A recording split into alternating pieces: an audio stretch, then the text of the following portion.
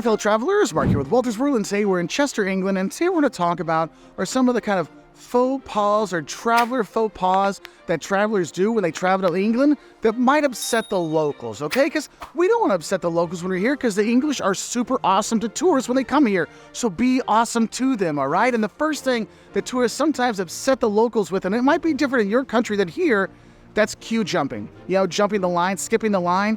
Look, in England, queue culture is a thing. You follow the line. You get behind the person behind you and you wait your turn. Whether you're getting on the tube, the train, at a store, the shop, the post office, wherever, it's always a nice queue waiting in line and no one complains about it.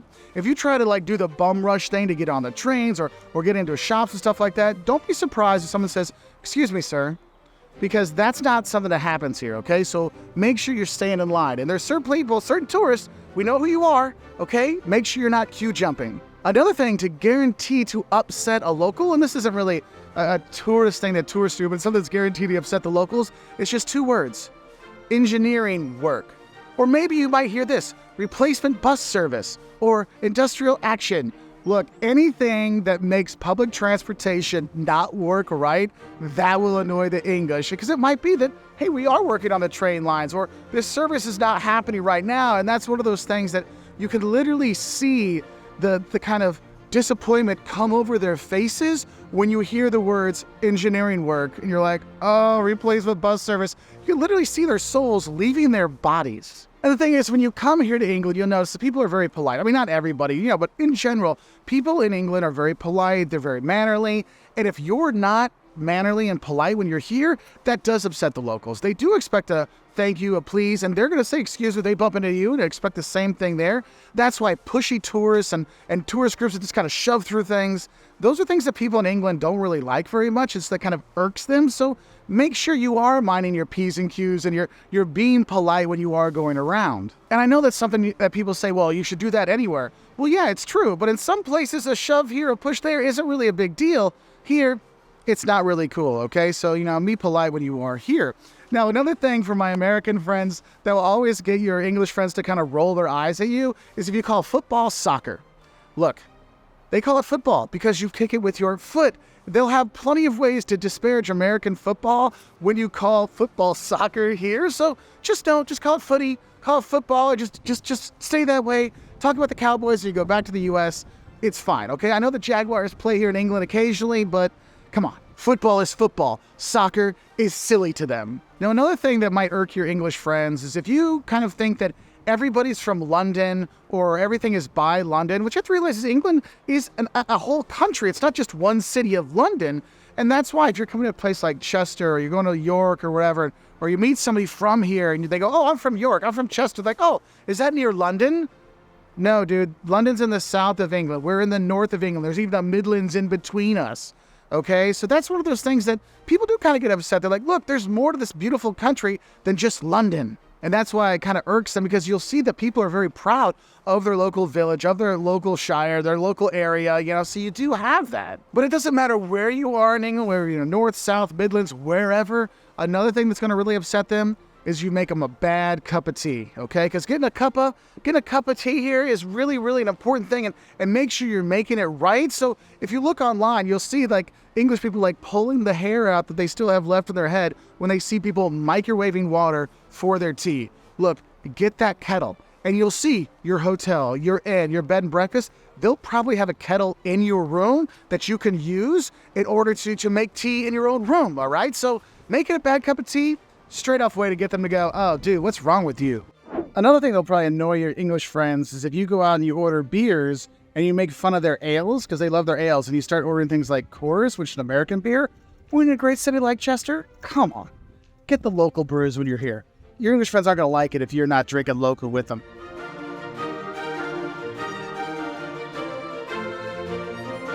Another not cool thing that tourists sometimes do is they go out with locals and then they skip out on their round. Okay, here in the UK and in England and Britain and all around over here, people like to go out to the pubs with their buddies. And you go out and everybody's getting rounds. So you go with 4 buddies, realize that you're going to have 4 rounds.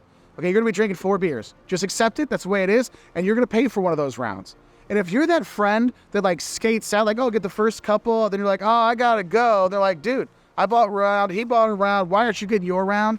that's going to end some friendships and get you not invited back out to the pub. So don't skip out on the round because you will lose some friends on that. It can be quite annoying and quite rude, really. Now, another thing that kind of, I don't know if it irks them, but it just gets more of the eye-rolling nature that people have when tourists come to England is when they try their British accent. Yeah, just don't. Just don't. Just stop. If you speak English how you speak English. When you try to copy the accent, and I know people, they go to Texas and they go to the south of the U.S. to try to mock the accent and imitate the accent, and they just end up looking like a fool. Here, it's the same thing. Now, I will tell you this. The people here in England, they'll never tell you that anything you do here will upset them or annoy them because that's not how they are. But it's one of those things that you probably want to know so you don't look a fool. Now, another thing I think is important is when you come here to England, it's not always prim and proper. There's some prim and properness. There's some etiquette out there. And I think one of the etiquette things that some tourists don't realize is you always want to leave a little space. So if you're on public transportation, you're on the bus, you're not sitting right next to the person. You leave a seat in between. If the train's not full, you're not sitting right next to somebody. You're leaving a space in between. If you're going to the bathroom and there's urinals, you don't hike up right next to the next person there if there's other open urinals. So give people a little space when you're here because they like a little space. They're not up in your face kind of stuff here in England, okay? Now, I realize this next one might seem a little counterintuitive, but honestly, if you tell people that it rains all the time when you come to England, that doesn't go over well either. I know whenever we mention weather in any of our videos about England, people say, well, last summer we had 40 degrees Celsius and we had sun, and you're right. The weather here, it doesn't rain all the time. I mean, I know it's raining now. It was actually beautiful sunny earlier today when I was going and seeing the sights. I should have filmed then, but honestly, I've gotten sunburned 3 different times visiting England, okay?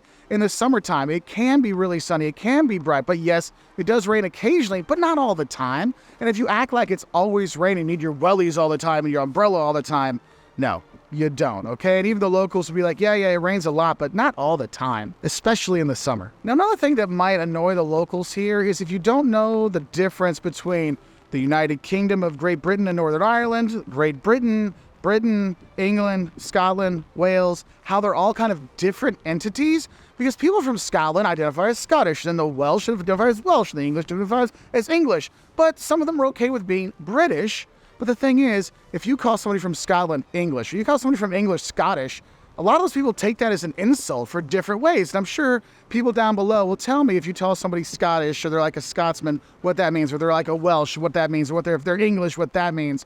There's a lot of different connotations that are there. So make sure you know where people are from before you blanketly say, oh, you're Scottish, you're Welsh, you're English, you're Irish, you're whatever. Because that's one of the things that might upset people. And then there's 3 words that will probably make your English friends go, dude, you need to learn some English. And that is math, aluminum, and garage. Because here, they don't say math, aluminum, and garage. They say maths, they say aluminium, and they say garage. Okay? So just know that though we speak the same language, sometimes we pronounce it completely differently.